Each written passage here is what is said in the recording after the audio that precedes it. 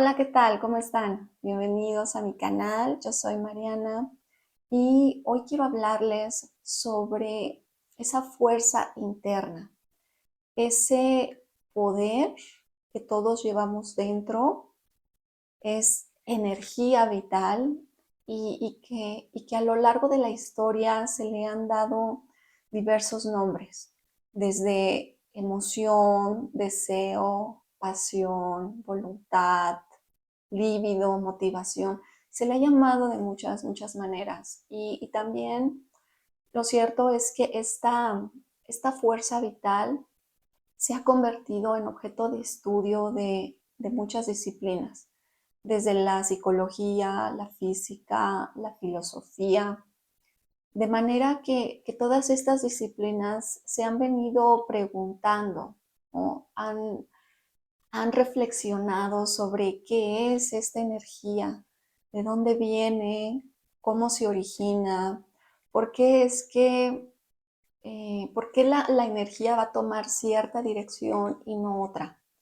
Entonces, bueno, pues con el video de hoy yo quisiera poder explicar un poquito más de qué se trata esta energía psíquica, esta energía vital y también poder comprender un poco en qué consiste y cómo se podría utilizar en la vida, cómo la podemos ver, cómo se manifiesta. Para esta presentación voy a utilizar dos términos para referirme exactamente a esta fuerza vital, esta fuerza de la que les estoy mencionando. Entonces, estos términos serían la libido y la energía psíquica. Entonces, bueno, hay que entender que el término libido es un término originalmente utilizado por Freud. Freud hace referencia a este tipo de energía con ese nombre, en tanto que Jung, el nombre que va a utilizar es energía psíquica. Y él a lo que se quiere referir es a que existen fuerzas internas, fuerzas dentro de la psique que se están moviendo todo el tiempo. Entonces, eso es para él la energía psíquica. Vamos a revisar en primer lugar lo que es el concepto de la libido para Freud. Entonces, vamos a verlo de esta manera. Lo que para Schopenhauer es la voluntad, es decir, ese motor que va a activar toda, digamos, la actividad humana, el pensamiento humano. Bueno, pues esta idea de Schopenhauer es equivalente a lo que para Freud es la libido. Nada más que en la libido hay una tendencia hacia esta naturaleza sensual del humano, hacia esta búsqueda de placer, de manera que el impulso sexual se acaba convirtiendo en la base de la vida psíquica y que precisamente es la sexualidad la que va a impulsar, la que va a mover al individuo a la actividad. Y asimismo es la misma sexualidad la que va a generar los conflictos psicológicos. Estos conflictos psicológicos, como por ejemplo la neurosis y la psicosis, se deben, según Freud, a conflictos sexuales. De manera de que toda la manifestación de la libido, o sea, tanto en la vida individual como en la vida colectiva, está en función al impulso sexual, está en función a las sublimaciones o a las represiones que va a ir desarrollando el individuo. Para esto, bueno, Jung, Jung tenía muchas reservas respecto a esta teoría. Él no estaba de acuerdo en varias cosas, puesto que él decía que no era posible que solamente el impulso sexual fuera el único motor, por decirlo así, de la actividad humana. Él creía que también hay otro tipo de impulsos, hay otro tipo de fuerzas, pues, que están motivando al ser humano a realizar ciertas determinadas actividades. Entonces, por ejemplo, él simplemente decía que el hambre es un impulso poderosísimo y que va a empujar al ser humano a llevar a cabo ciertas tareas. Entonces, bueno, pues él dudaba mucho sobre que todo girara en torno a la sexualidad y que especialmente las psicopatologías fueran producto de estos conflictos sexuales. Con el tiempo, ellos comenzaron a tener visiones divergentes porque empezaron a tener desacuerdos teóricos, desacuerdos filosóficos y clínicos, de manera que cada vez empezaron a separarse más en su manera de percibir al ser humano.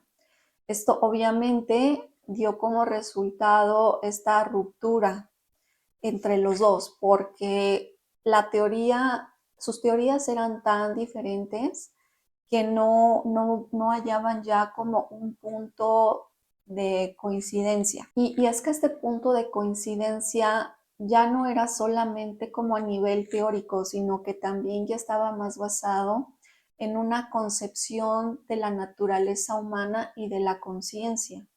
Entonces ya no había forma pues de que pudieran continuar trabajando juntos.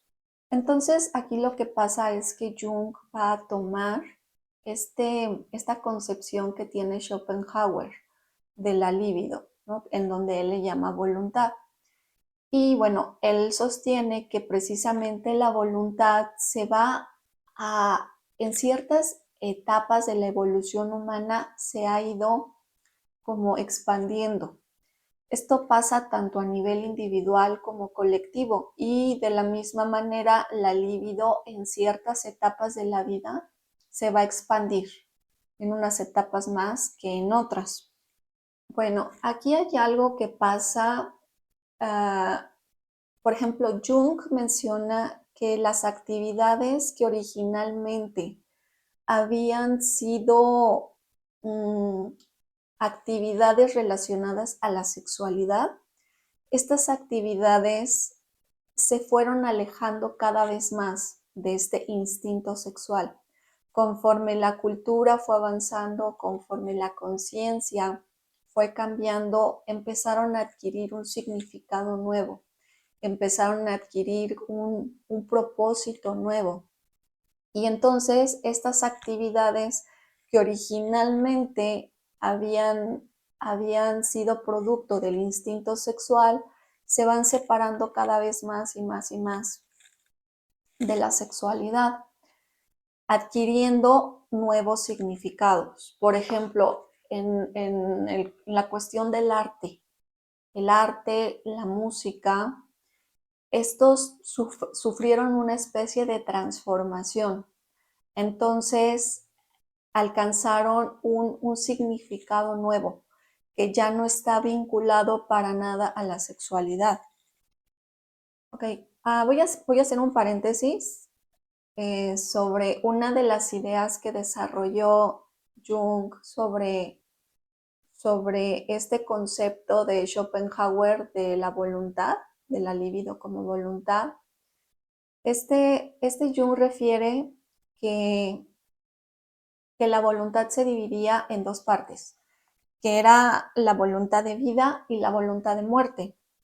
Entonces, él refiere que en la primera mitad de la vida va a predominar la voluntad de vida. Y en la segunda mitad va a predominar una voluntad de muerte. Esta idea de la voluntad dividida es una idea que Jung desarrolla unos 10 años antes de que Freud empezara a utilizar estos términos. Esta idea que Jung obtuvo fue como a partir de la colaboración con alguna de sus estudiantes y bueno, empieza a desarrollarla, sin embargo, después como que ya no le interesa mucho y se olvida de esta cuestión del instinto de muerte y abandona esa línea de estudio. Ahora, me gustaría hablarles sobre la transformación de la energía y, bueno, explicarles un poco cómo es que Jung lo va a referir y por qué este es un tema fundamental dentro de su teoría, que es un parteaguas de, de, de cómo él explica el desarrollo de la conciencia, el desarrollo de la cultura, y es que todo esto se va a deber a esta transformación de energía psíquica. Entonces, bueno, pues de entrada, la transformación de la energía es una capacidad innata que tenemos todos los seres humanos. Y es una capacidad innata para crear analogías. Por ejemplo, pensemos en que casar con Z, es como encontrar una pareja sexual. De manera que estas dos actividades generan más o menos el mismo tipo de emoción. O sea, van a generar entusiasmo, van a generar excitación, ¿no? Entonces, aparentemente empiezan en el mismo origen, ¿no? Que sería esta cuestión de lo sexual.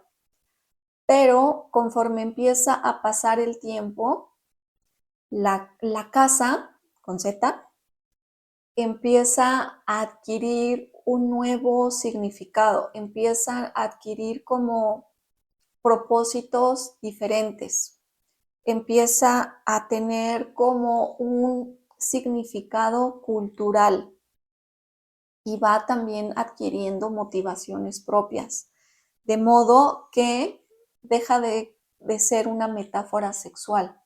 ¿Por qué? Porque ahí ya adquirió otro sentido, adquirió otro propósito y ya no tiene nada que ver con lo que era originalmente, que era en esta cuestión la sexualidad. Ahora, conforme nosotros fuimos creando analogías, la libido se fue desexualizando. Es decir, que cada vez se fue alejando más y más de este significado original. ¿Por qué? Porque la fantasía fue ocupando el lugar primitivo de la libido orientada en lo sexual. Entonces, esta tendencia a crear más y más y más y más analogías acabó dando como resultado una expansión de la conciencia, una expansión de la cultura. ¿Por qué? Porque con el tiempo estas analogías se fueron desexualizando, se fueron alejando cada vez más de digamos, instinto sexual. Ahora, el incesto como símbolo religioso. Esto también es clave para entender el por qué se da la separación entre Freud y Jung. Vamos a ver, para Freud, cuando él habla del incesto, él está hablando de un término literal. O sea, para él el incesto es literal, en donde hay un deseo en el sujeto de querer poseer a la madre, de querer poseerla sexualmente a la madre real. Aquí Jung nos habla de que esto no es algo literal, sino que más bien es una representación simbólica de algo que es altamente religioso.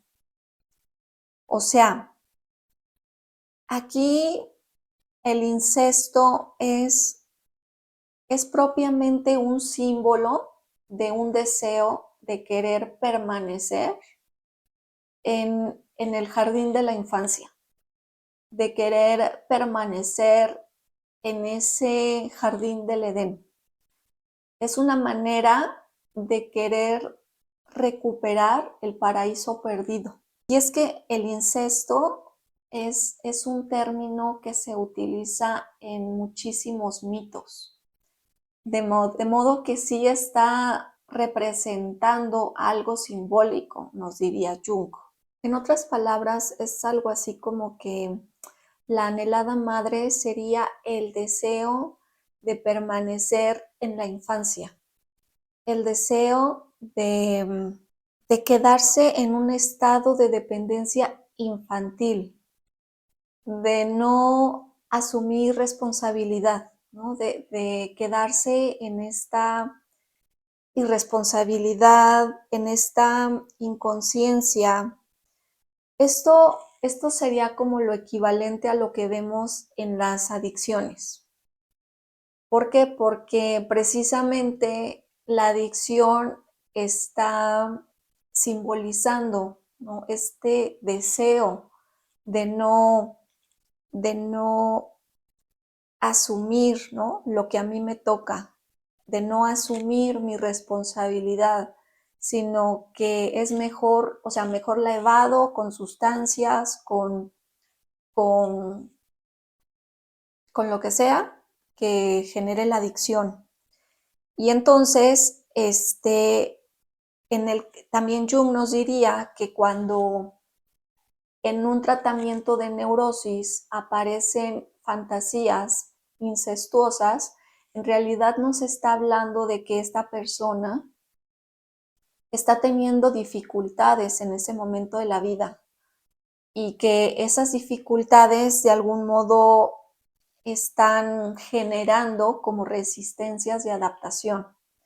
Entonces va más como por allí esta cuestión como del simbolismo del incesto, ¿no?, en donde es una cuestión de no querer crecer, de no querer madurar, de no querer dejar este paraíso, el paraíso de la madre, por decirlo así, y todo lo que está representando. Ahora, cuando Jung también empieza a estudiar esta cuestión como de la historia, de los mitos, de culturas antiguas y todo esto, él se da cuenta de que efectivamente existía el incesto en ciertas culturas antiguas. Por ejemplo, en el caso de los faraones egipcios, sí se daba esta cuestión. Sin embargo, aquí el incesto es explicado como altamente religioso. O sea, de igual manera sigue siendo un símbolo, solamente de que aquí la madre en realidad está representando a la gran madre o a esa como fuente divina de energía. De modo que no se debe propiamente a la satisfacción de un deseo sexual libidinoso, sino que es más bien el incesto como, como simbólicamente significativo. O sea, no es que sea biológicamente deseado, que es la diferencia. Bueno, Jung no estaba de acuerdo en las teorías de Freud. Él no estaba de acuerdo en esta cuestión de que la libido solo consiste en tener deseo sexual por un objeto específico. Él tampoco estaba de acuerdo en que se debe como a una presión interna que tenemos, que debe descargarse, apegándose o catequizando, como dice Freud, a un objeto de amor, ¿no?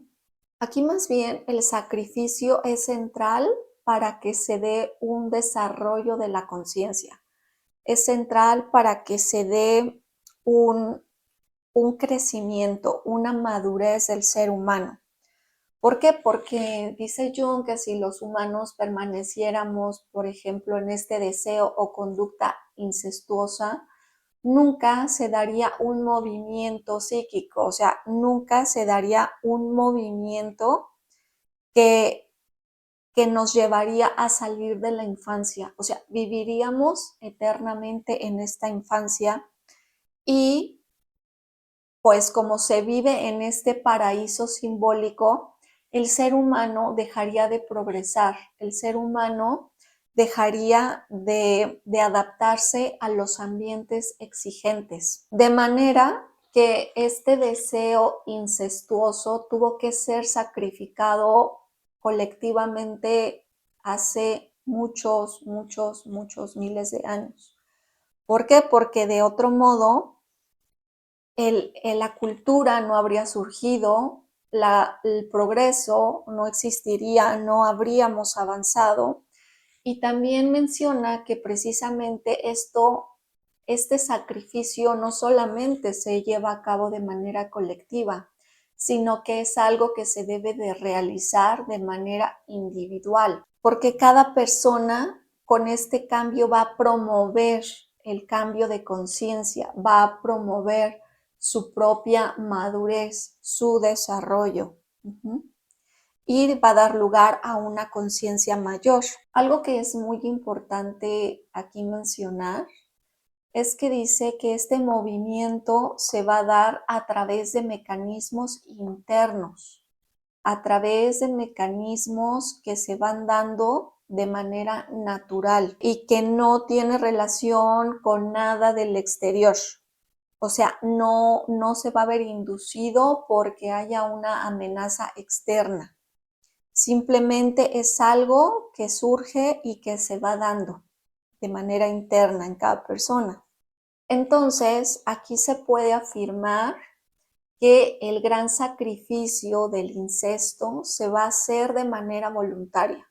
O sea, no es debido a amenazas de castración, no es debido a esta cuestión, por ejemplo, de lo que decía Freud del parricidio, de la expiación de la culpa, de todo ese tipo de cosas, no. O sea, para Jung, los humanos desarrollan la conciencia, la moral y la cultura como algo natural. Esta transformación de la libido no se va a dar debido a que haya algún impulso interno en conflicto con la realidad externa. No, o sea, al contrario, este se va a deber a un mecanismo intrínseco que se encuentra en todos los seres humanos. Y este sacrificio siempre va a estar en pro del desarrollo. Por lo consiguiente, aquí el sacrificio es lo que va a explicar la transformación de una forma de expresión de la energía en otra. Entonces, aquí en realidad Jung lo que estaba como más enfocado era como en la creación de una teoría que estuviera enfocada en cuestión de la energía y también una psicología más general.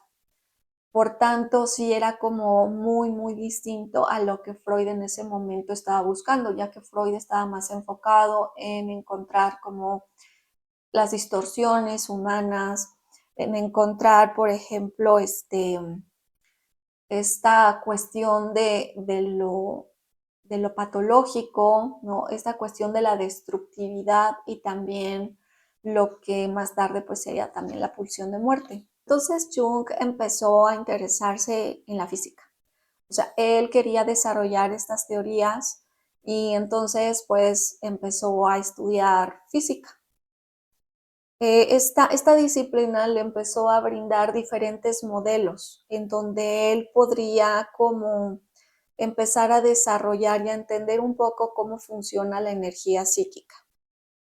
De manera que él va tomando diferentes teorías como la teoría de la energía, la entropía, la ley de la causalidad, la ley de conservación, la transformación de la materia. O sea, él empieza a tomar distintos enfoques de la física y bueno, hace a un lado toda la parte de matemáticas, o sea, ecuaciones, fórmulas, todo eso, ¿no? Y se queda solo como con los conceptos.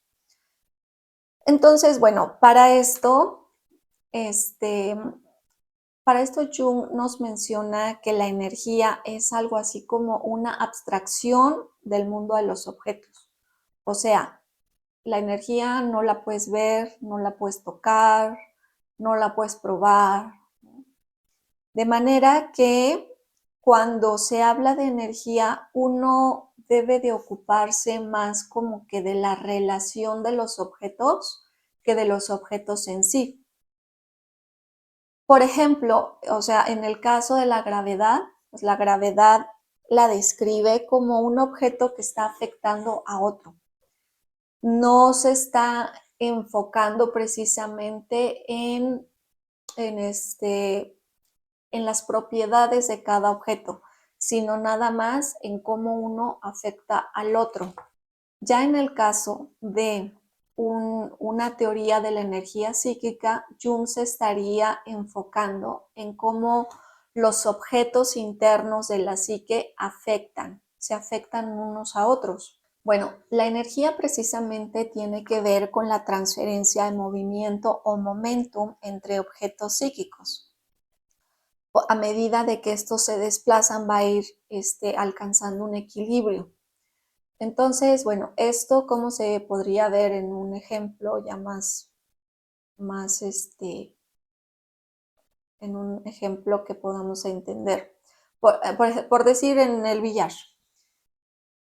Están las bolas de billar.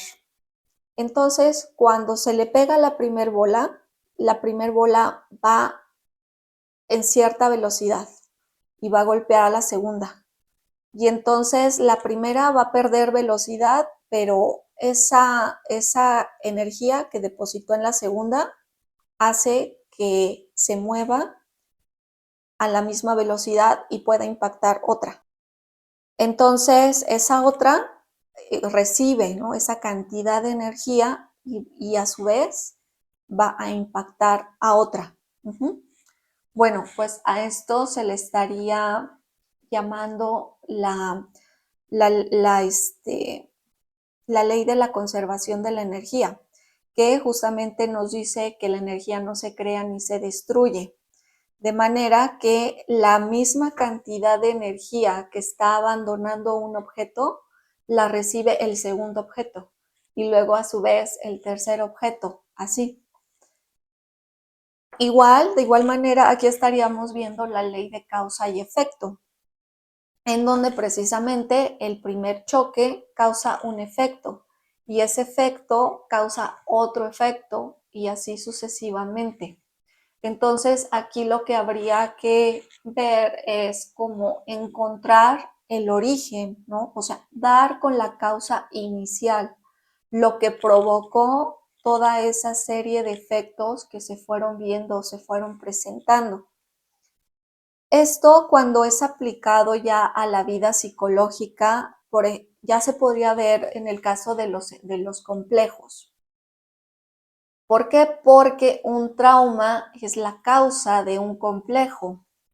Y bueno, precisamente en este caso, siguiendo esta lógica, la fuerza del trauma va a generar una serie de efectos dentro de la psique que se van a ir presentando como síntomas a lo largo de los años. Entonces, bueno, más o menos de esta manera es como él empieza a aplicar estos conceptos teóricos de la física en la cuestión de la energía psíquica. La energía siempre va a estar en movimiento, no es estática, de manera de que ésta se va a estar moviendo y va a estar fluyendo. La manera en cómo se mueve es siempre de niveles más altos a niveles más bajos. Entonces, cada vez que se da un movimiento o una liberación de energía, siempre va a tener el propósito de bajar esa energía. ¿Por qué? Porque esto va a dar posibilidad de que se equilibre el sistema psíquico y porque también el propósito de esta liberación o de este movimiento es precisamente que se alcance la homeostasis o el equilibrio a través de una autorregulación. Un complejo va a obtener la energía de dos fuentes. Esto ya también lo expliqué un poco en el video de los complejos, para que vayan a verlo por si no lo han visto. Pero bueno, resumiendo, recordemos que el complejo tiene un núcleo dual. Y entonces en ese núcleo está hecho la mitad por una memoria congelada, que sería un trauma, y la otra mitad pues es un núcleo arquetípico, que es, digamos, está vinculado como a la energía instintiva. Entonces, bueno, de esa manera es como obtiene su energía. Ya vimos también que cuando se da la irrupción de un complejo es porque se empieza a generar una mayor carga de energía en el complejo que en el yo, de modo que se acaba dando una posesión del yo. Ahora, para Jung, el sistema psíquico es relativamente cerrado. O sea, una psique sana va a estar relativamente cerrada. Va a tener cierta tendencia a la entropía y por consiguiente va a permitir que entre cierta influencia del mundo. Esto es lo que sería una psique sana. Pero, por ejemplo, cuando este sistema si se llegara a encontrar totalmente cerrado, estaríamos hablando de una patología. ¿Por qué? Porque está como sellado o como aislado y no hay manera de entrar. Esto se puede ver, por ejemplo, en una persona que padece esquizofrenia paranoide, ¿no? En donde no hay forma de que una psicoterapia pueda funcionar, porque está aislado, está sellado completamente el sistema psíquico. Por consiguiente, la única manera de tratarlo es a través de medicamento, con medicación. Una personalidad sana siempre va a obedecer a la ley de la entropía. Esta entropía al inicio de la vida va a ir disminuyendo de manera de que la persona se va a volver más conservadora, más estable conforme van pasando los años. Entonces, la energía también a su vez va adquiriendo una posición más estable, una posición en donde ya no hay tanto movimiento y esto es porque los niveles altos de energía empiezan a bajar cada vez más hacia los más bajos. Ok, vamos a hablar de cómo se mide la energía psíquica. Bueno, aquí habría que pensar en cómo medir tanto la energía de contenidos psíquicos conscientes e inconscientes. En el caso de los contenidos conscientes, pues es muy fácil medirlo porque estos se pueden medir a través de los hábitos de consumo, o sea, en qué gastas tu dinero. ¿Por qué? Porque el dinero simboliza energía.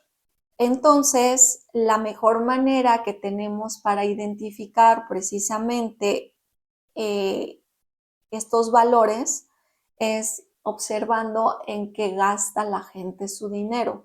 ¿Por qué? Porque obviamente lo va a gastar en objetos que ellos consideran que son altamente valorados. Entonces, este sería un indicador de estos contenidos conscientes. En el caso de la medición de los contenidos inconscientes, bueno, pues aquí estaríamos hablando de los indicadores de complejo, que también ya los revisamos en el video de los complejos, en donde aquí lo que estaríamos viendo es el nivel de energía que va a crear una constelación de complejo. O sea, es decir, cuando nosotros podemos observar la perturbación, nos vamos a enfocar en la intensidad y también nos vamos a enfocar en la frecuencia. Estos dos son indicadores de complejo. Estos son indicadores de la cantidad de energía psíquica por la cual está cargada un complejo o una constelación.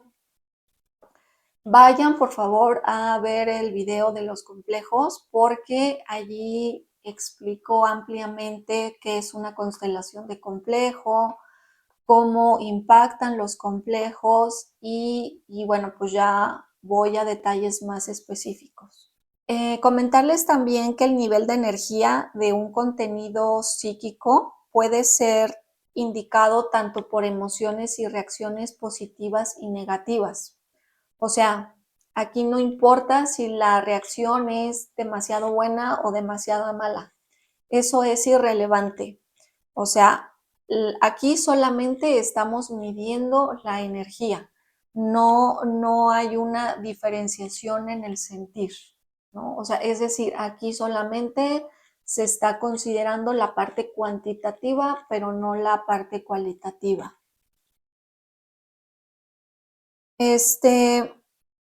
Ahora, también los complejos colectivos. Estos complejos colectivos, bueno, se van a encontrar en temas importantes como tipo la sexualidad, como tipo la política, la religión, ¿qué más? El dinero. O sea, todos estos temas generan complejos colectivos y de alguna manera pueden causar tanto impacto que pueden provocar descargas poderosísimas de energía. Estas descargas son tan potentes que pueden desarrollar guerras. Entonces también esa es una de las razones por las cuales pues los complejos, la energía del complejo colectivo puede ser tal que provocan catástrofes en la humanidad. Cuando hablamos del cuerpo y de la mente, Jung nos va a decir que se trata de dos sistemas independientes, pero que están entrelazados entre sí. O sea, que de algún modo se están influyendo mutuamente todo el tiempo. Y tan es así que muchas veces, pues precisamente no sabemos dónde empieza y dónde termina el otro. ¿Por qué? Porque están entretejidos, porque están mezclados y de algún modo están como interactuando el uno con el otro todo el tiempo. Entonces, aquí cuando hablamos de la unidad de psique y soma o de psique y cuerpo, pues no estamos hablando de que de igual manera de que sea un sistema completamente cerrado o completamente rígido. ¿Por qué? Porque aquí esto se puede observar en que a veces el interés que tenemos en una cosa va a disminuir o aparentemente va a desaparecer, pero de pronto va a emerger interés por otra cosa. ¿Por qué? Porque esa energía se está moviendo de un lado a otro. Entonces, esa cantidad de energía que aparentemente desapareció de un lugar va a emerger en ese otro interés que tenemos. ¿Sale? Incluso esto puede darse cuando ni siquiera hay alguna relación aparente entre sí, entre estos intereses, pero así es como empieza a moverse.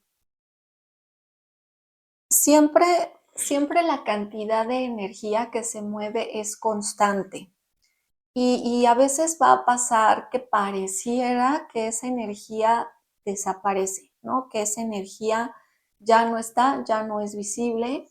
Y esto se debe a que no es precisamente que desaparezca, sino significa que la energía ha entrado en regresión.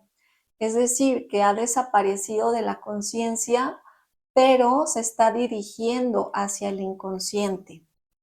Entonces, no es que la energía desaparezca, es que simplemente está cambiando de lugar. Ahora, con esto me gustaría explicarles sobre precisamente dos términos de la libido que se utiliza, que es la progresión y la regresión. Y es que esto tiene que ver con la dirección del movimiento que va a tomar la energía. En el caso de la progresión es utilizada para la adaptación en el mundo. Es decir, esta se utiliza para poder funcionar en el mundo y la energía, la dirección de la energía tiende a ser hacia adelante. Siempre va a ser hacia adelante y de alguna manera es un flujo positivo de la energía psíquica. Aquí lo que va a suceder es que las polaridades se van a equilibrar entre sí. Entonces, esto va a permitir que la persona sea capaz de funcionar mejor en el mundo, sea capaz de que, a pesar de que existe esta ambivalencia, ¿no? Esta cuestión de la polaridad, al estar equilibrada, va a permitir que la persona pueda adaptarse de mejor manera a las circunstancias y a la realidad, ¿sale? Aquí, por ejemplo, en el caso de una regresión, vamos a pensar que a esta misma persona que aparentemente todo va muy bien y se está adaptando muy bien al mundo, vamos a pensar que de pronto algo le pasa, ¿no? Tiene una pérdida, tiene algún fracaso que hace que de alguna manera pues él se sienta muy mal. Y entonces lo que va a pasar es que de pronto la energía se va a detener y entonces va a invertir su dirección, va a empezar a dirigirse hacia el inconsciente y allí lo que va a suceder es que se va a activar un complejo. Por eso que decíamos, ¿no? De que la energía empieza a mover internamente objetos. Entonces, bueno, además de que se va a activar un complejo, también se va a dar una separación de las polaridades. Es decir, que estas polaridades, en lugar de equilibrarse, se van a convertir en opuestos. Entonces, aquí lo que va a suceder es que, por un lado, el yo va a tener sus principios y valores, pero por otro lado, pues ya vimos que el inconsciente va a adoptar una posición contraria, ¿no? El complejo va a tener también sus propósitos y sus valores. Entonces, lo que sucede es que se empieza a generar un conflicto interno en la persona. ¿Por qué? Porque la energía deja de estar disponible para la adaptación, porque toda empezó a dirigirse hacia el inconsciente. Ahora, ¿qué pasa cuando se dan estas polaridades separadas o que se convierten en opuestos una de la otra? Pues lo que sucede es que se crea un conflicto interno que va a paralizar la vida psíquica. ¿Por qué? Porque digamos que se da como un atascamiento o un estancamiento y entonces llega un punto donde el sí y el no se van a cancelar mutuamente y entonces el sujeto queda incapacitado para moverse, ¿sale? El sujeto queda como atrapado en medio de esta oposición y queda paralizado. Entonces, bueno, ya vimos que cuando la energía entra en regresión, empiezan a activarse los complejos, pero no solamente se activan, sino que también van a ir ganando energía. Entonces empiezan a cargarse potencialmente de energía y bueno, pues físicamente, digamos, en la realidad, esto se puede manifestar como se ve la depresión, como se ve, por ejemplo, cuando tenemos incertidumbre, cuando empezamos a cuestionarnos por la vida, ¿no? Cuando se empieza a dar esta pérdida de motivación, se debe a que precisamente toda esa energía está dirigiéndose al inconsciente. Ya no está disponible, ya no está disponible para adaptarse a la realidad o al mundo externo. No obstante, de manera paradójica, el estado de regresión también lo cierto es que nos puede ayudar precisamente a alcanzar un mayor desarrollo, ¿no? Porque aquí lo que pasa es que en el momento en el que entra la energía en regresión, también está activando el mundo interior. Y entonces esto obliga a la persona a tener que confrontarse con ese mundo interno. Se ve obligado a enfrentar pues esos complejos, esa historia, esos problemas difíciles, esas carencias, todas esas cosas que están solamente en este mundo interno del ser. Y lo que va a ocurrir es que precisamente se va a tener que ver obligado a hacer una nueva adaptación con todo eso que él está encontrando adentro y confrontándose adentro. Lo que va a provocar es que se dé una nueva adaptación al mundo externo. En este momento, digamos que la libido vuelve a cambiar el movimiento, la dirección, y otra vez se va a dirigir hacia adelante, hacia afuera, que sería otra vez la progresión, y se va a generar pues una nueva adaptación o una nueva maduración de la psique, precisamente porque él ya logró aprender, él ya logró confrontarse con su propia historia personal y trabajarlo y desarrollarlo y madurarlo, ¿sale? Entonces, bueno, pues realmente este proceso de regresión no es malo. O sea, el proceso de regresión en realidad ayuda muchísimo a generar nuevas adaptaciones al mundo, y por consiguiente ayuda también al desarrollo de la psique y de la maduración. Bueno, les voy a hablar un poco sobre las transformaciones y los símbolos. Va a ser a grandes rasgos sobre símbolos. Me gustaría después hacerles un video donde les explique mucho mejor en qué consisten, qué son y bueno, todas sus funciones. Ahorita va a ser una revisión rápida a grandes rasgos, simplemente el cómo se relacionan con la libido. Hay que entender que los símbolos son los grandes organizadores de la libido. Y bueno, para esto me gustaría hacer como una distinción entre símbolo y signo, porque no es lo mismo. Un signo es algo que puede ser leído por todos, que puede ser entendido por todos y que no va a perder significado. Un ejemplo sería un semáforo. Todos sabemos lo que significa el verde, que es siga, y el rojo, que es alto. Esto mismo se puede ver, por ejemplo, en las señales de tránsito, en donde igual tú sabes lo que significa la flecha a la derecha o el letrero de stop, o todo eso también lo entiendes. Igual, por ejemplo, cuando ves de precaución, ¿no? O prohibido la entrada, ¿no? Y ves la calavera. O sea, tú entiendes lo que eso significa. Entonces, bueno, eso es lo que sería un signo. O sea, no se pierde el significado. Todos lo podemos leer, todos lo entendemos.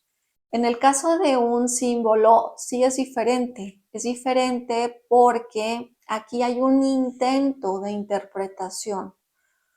Es un intento de poder poner en palabras, de poder utilizar el vocabulario que más pudiera ampliar esta interpretación. Por consiguiente, tiene una mayor complejidad que un signo. ¿Por qué? Porque también la característica que tienen los símbolos es que los símbolos tienen cierto misterio, porque los símbolos van a combinar elementos del espíritu con elementos del instinto, o lo que sería algo así como elementos de la imagen y los elementos del impulso. O sea, el símbolo te da la experiencia de unir al cuerpo con el alma o con la mente. O en otras palabras, es lo que sería como un puente entre la tierra y el cielo. Todo esto es un símbolo. Por esa razón es que es tan difícil a veces ponerlo en palabras, porque a veces están hablando de cosas muy abstractas, de cosas propiamente del espíritu. El símbolo tiene la capacidad de transformar la energía natural en formas culturales y formas espirituales. Precisamente de allí va a radicar la diferencia esencial que hay entre lo que sería el término freudiano, que es la sublimación, y el término junguiano, que es la transformación. Y obviamente esa ya es el parteaguas de las dos teorías. ¿Por qué? Porque para Freud, o sea, cuando él habla de la sublimación, él simplemente se va a referir a sustitutos de los objetos de deseo. O sea, y entonces te adhieres a ese sustituto porque ese sustituto se acaba convirtiendo en un mero reemplazo del objeto de deseo. Eso sería la sublimación para Freud. Para Jung la libido siempre está, en toda la vida del ser humano se encuentra. Y al principio sí, se busca a la madre. ¿Por qué? Porque la madre te nutre. Porque necesitas precisamente sus cuidados, porque necesitas alimentarte, ¿no? Y por esa razón, pues buscas a tu madre. Obviamente, conforme van creciendo, pues la libido empieza a dirigirse hacia allá la cuestión de lo sexual, ¿no? Pero esta sexualidad está más enfocada hacia la parte de la supervivencia de la especie. La libido va a continuar y en el momento en el que se encuentra con una analogía espiritual, puede ser una idea, puede ser una imagen, entonces eso se va a convertir en su meta, es a donde va a dirigirse, es el objetivo. De manera que no es que sea un sustituto, ¿no?, de esta satisfacción sexual, es que se acaba convirtiendo en la meta a donde yo tengo que llegar. Cuando se da una transformación de la libido, lo que va a emerger es la cultura a partir de estas transformaciones de la libido. Entonces sí, o sea, aquí la cultura es la satisfacción de un deseo. La cultura se debe a la satisfacción de un deseo y no a la obstrucción del deseo, que es diferente. Y bueno, pues ya finalmente para concluir, pues vemos que la naturaleza del ser humano va a conducir de manera natural a la formación de la cultura.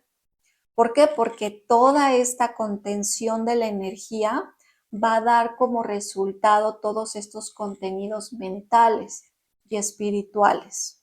Y obviamente, por consiguiente, a la creación de símbolos. ¿Por qué? Porque los símbolos ya vimos que son este puente entre el cielo y la tierra.